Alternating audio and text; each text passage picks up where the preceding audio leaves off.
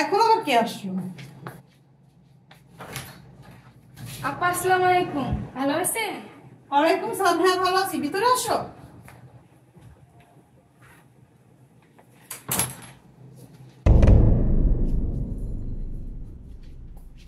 বসো। তারপর কি অবস্থা বলো? আপা অফিসের এক ফাইলে আপনার সাইন দরকার, এই জন্য আমি আপনার বাসায় আসছি। আচ্ছা ঠিক আছে, তুমি একটু বসো, আমি চা নাস্তার ব্যবস্থা করছি। আচ্ছা ঠিক আছে আপা, এই যে ফাইল।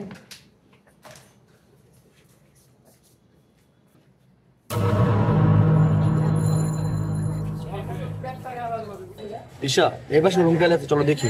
চলো। নাও চা নাস্তা করো। এখন আবার কে আসলো?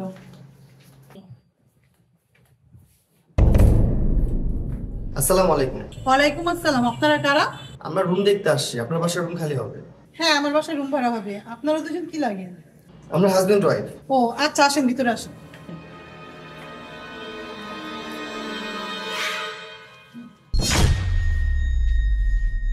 বসেন আপনারা।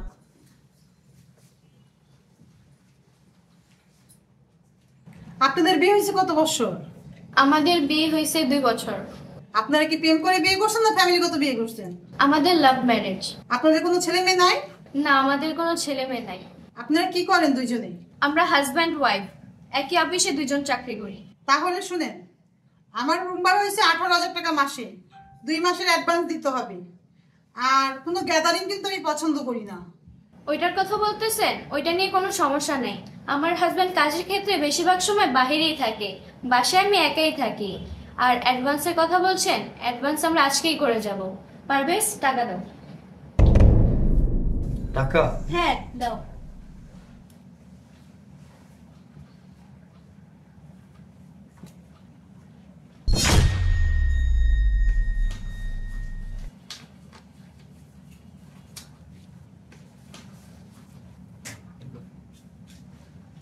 এই যে অ্যাডভান্সের টাকা।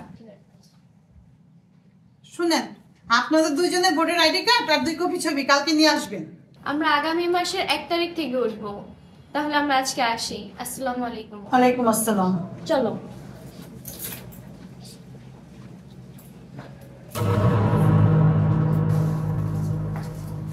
ও ঈশা, ওনাকে তো কারেন্ট বিলের কথাটা জিজ্ঞেস করে নিবা, তুমি এসে আমি ওনাকে জিজ্ঞেস করে আসতেছি। আচ্ছা ঠিক আছে।